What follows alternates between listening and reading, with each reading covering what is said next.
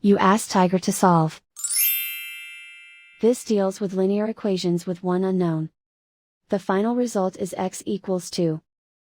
Let's solve it step by step. Simplify the expression. Group like terms.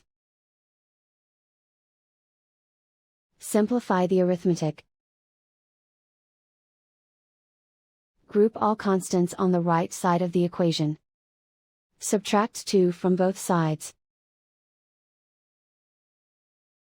Simplify the arithmetic.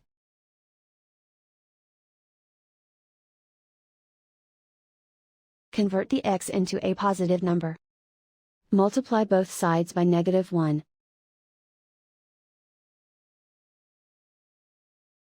Remove the ones. Simplify the arithmetic. And so the final result is x equals 2.